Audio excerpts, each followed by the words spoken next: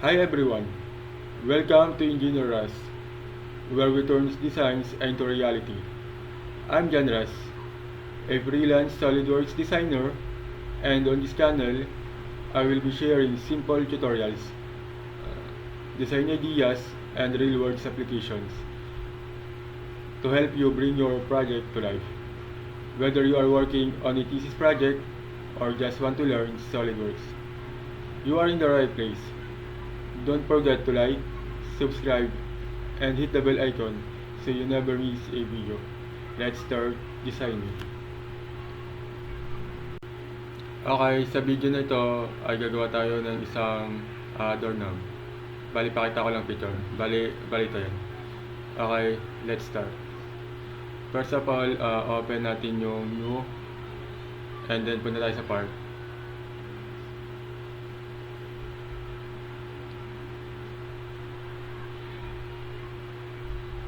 Bali, ang una muna natin ditong gagawin is itong naka-angle na bar na to. Okay. To do this, okay. Let's start open top plane and then sketch. And then click circle. And then I think in this origin. Okay, let's say I think 20 mm. I think it's enough. Okay, 20.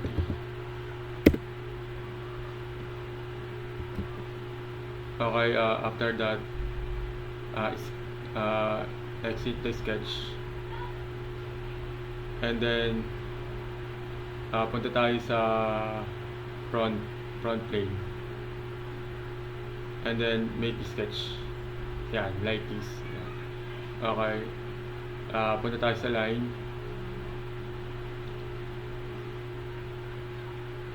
Bali ano muna tayo. Guhit muna tayo kahit wala muna dimension. Okay. Bali parang tansyahin lang muna natin. I think. Yan, like this. And then let's say I think 50 is enough. 50 mm.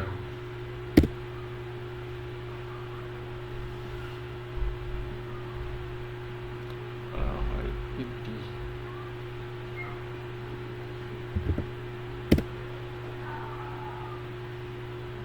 Okay. Ang magiging haba natin is I think 150. Our computer is super lag. Okay. Click natin ang control, this and this. Okay. Punta tayo sa naka-highlight na horizontal para sila magpantay sila. Yan. Tapos punta tayo sa fillet para magkaroon siya ng radius. Click natin tong line na naka-highlight. Okay. Tapos tong another line. Okay, ulitin natin. Mukhang hindi ata na ganyan fillet. Kumana, okay. Sketch fillet, yan. Yan. And then, itong line na to, and then ito. Yan, nakikita nyo. Mag-register na siya. Sabihin natin, I think 15 is enough. Ba?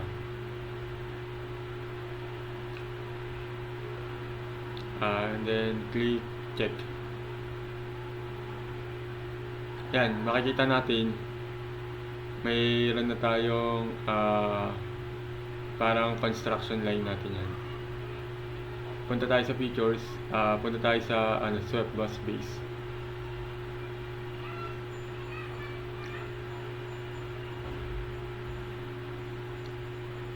Bali dito, ang i-click natin itong circle nito. Okay. Tapos automatic na siya, itong sketch na to, automatic na. Napunta din. Yan. Meron tayong door handle. Pero hindi pa yung tapos. Okay. I think masyadong mataba yung handle. Pwede natin palitin. Bali, ano lang natin to, double click lang natin to. Yan. Gawin natin 15, I think.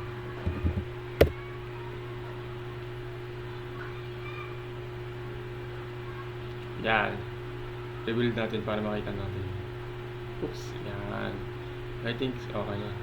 Tapos ang sunod naman nating gagawin is itong plate na to. Itong plate.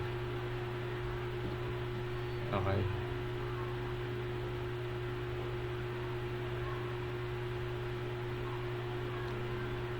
Para gawin natin yan, bali magsisimula tayo mag-sketch dito.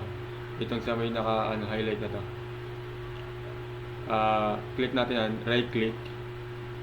Tapos click natin yung sketch. Yan, mag-automatic na yan. And then punta tayo dito sa rectangle.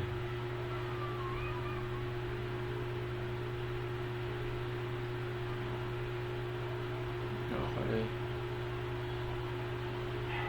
Yan. Gusto ko kasi siya wireframe para mas maganda. Punta lang kayo dito. Tapos click nyo tong wireframe. Yan. Kaya ko kasi yung parang may kulay. Nalilito ako dun.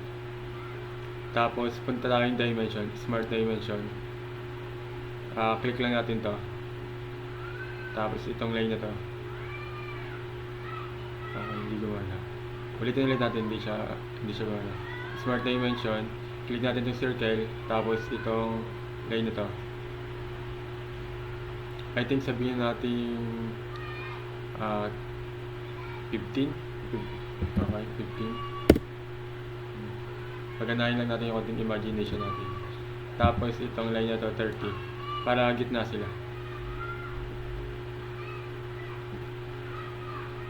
Okay, medyo malag yung ating laptop. Okay lang yan. Bili na lang ng bago kapag kapaya. Okay. I think mula sa circle hanggang dun sa line is I think tansyahin natin. Maganda. 35. Okay.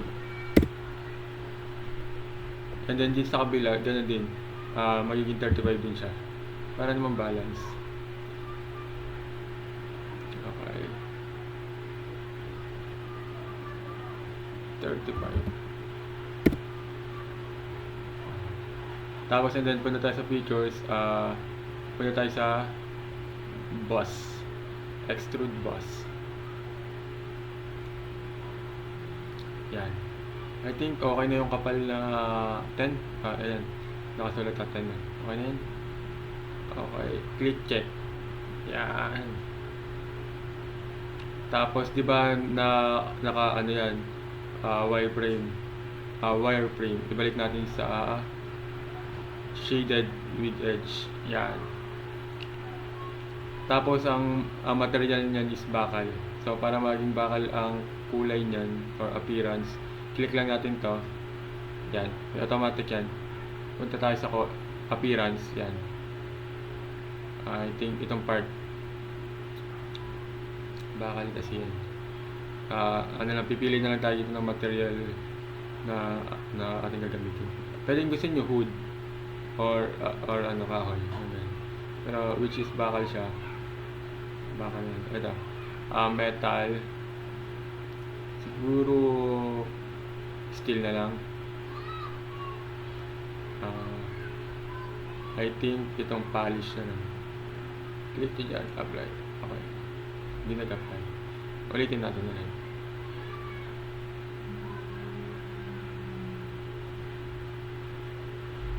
Basta punta lang sa appearance part.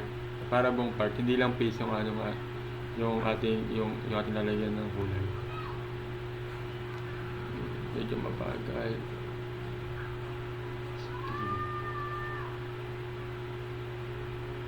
Yan, I think still na. Yan, tama, still na kulay. Okay.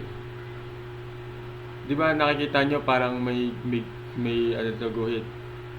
Hide lang natin siya, ha. Medyo pakitingnan eh. Ayun. Where's the hide? Dito ka. Ayan, hide. Punta kayo dito sa may swept. Hide. Yan. Tapos to. Okay, hide na siya. May isa pa pala. Hide din natin. Yan, okay na. Bale, ang next naman natin gagawin is ayun yung tong dalawang butas para sa may screw. Bale, lang tayo, pupunta lang tayo sa akong features and then hanapin natin ang hole wizard. Bale, lang siya, butas lang ng para sa may screw. Basta lahat ng may M8 na screw or bolt, punta lang kayo sa hole wizard. And then hanapin natin ito. Punta kayo dito sa countersink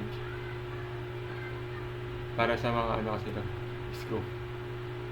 Okay na. Piliin nyo yung asymmetric. Sanay kasi ako sa metric na metric na unit. Siguro M6 is enough. Okay, size M6. Okay na yan. Wala tayong babaguhin dyan. True all, ibig sabihin butas siya. Tapos okay na yung ating spec dito. Punta tayo sa position kung saan natin siya ilalagay. I think dito. Yan.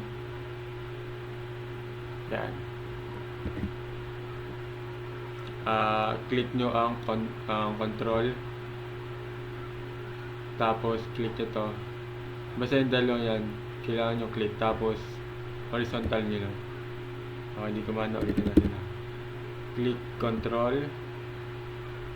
Click na to. Click nyo rin to. Ayan, minakita ko yung horizontal. Bakit? Para saan nga ba yan? Kapag kasi sila horizontal, kapag kinibo mo to, nasabay din yung isa. Ito, nasabay din itong isa. Kapag kasi hindi mo horizontal yan, kapag kinibo mo itong isa, hindi kasi nasabay itong isa. Okay. Let's dimension na. Diba ito is 30. Ilalagay natin sa gitna. Pixel yung 15. Okay.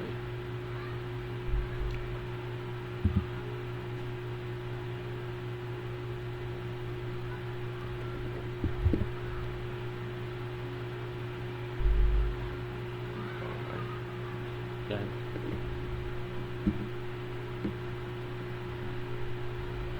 Basta punta lang kayo sa Smart Dimension kapag kailangan nyo mag-dimension. Ako kasi may shortcut kasi ako sa keyboard ko. 15. I think 15 is enough. 15mm. Basta kung hindi nyo imagine kung gaano kalaki yung 15mm, pwede nyo i-convert kung saan nyo na siya imagine. For example, sa may inches. Ako kasi sa millimeter kasi yung imagination ko, kaya ito yung lagi kong nagamit. 15. Kasi sa may namin, company namin, millimeter talaga kami or metric system. I think 15. Sorry guys, malag yung ating laptop na gamit ngayon. Double click nila yan. Lagyan nyo 15. Yan. I think. Hindi siya true. Makikita nyo, hindi siya lumampas ibig sabihin, ayun pala, lumampas pala. Alam ko di lumampas. Siguro, ilagay natin sa plain white. Yan. Mukhang hindi siya lumampas pero butas siya dito. Ewan kung bakit. Yan. Okay. Yan, tapos na yung ating simple handlebar. Kapag may gusto kayong ipadesign sa akin, comment down below at ating i-design for free. Okay? Thank you guys.